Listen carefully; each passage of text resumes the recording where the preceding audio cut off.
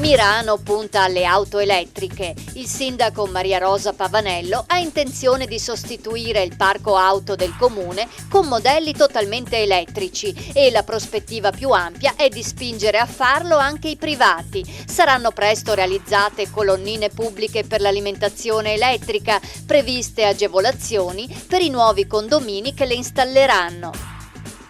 One Love Festival porterà a Sottomarina i grandi nomi del reggae, 4 giorni di concerti all'Arena Duse, da giovedì 25 a domenica 28 luglio. Per Gentleman, Steel Pulse e Aswad, quella di Sottomarina sarà l'unica data italiana. Ci saranno poi gli Africa Unite, Sir Oliver Scardi e Key Money Marley, uno dei 13 figli del leggendario Bob Marley.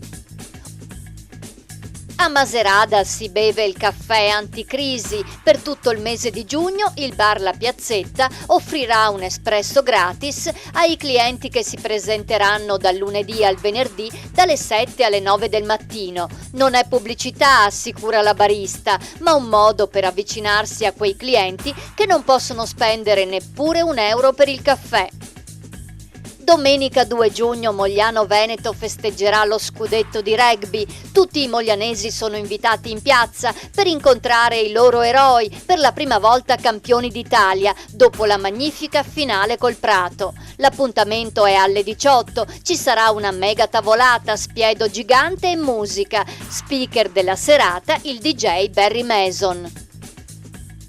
Abano e Montegrotto sempre più carioca. Le presenze brasiliane alle terme non sono moltissime, ma in costante aumento, 20.000 fra Padova e provincia, con una crescita del 2% l'anno. I brasiliani amano shopping, cibo e tutto ciò che è made in Italy e hanno una notevole capacità di spesa. Albergatori e commercianti dovranno perciò imparare in fretta il portoghese.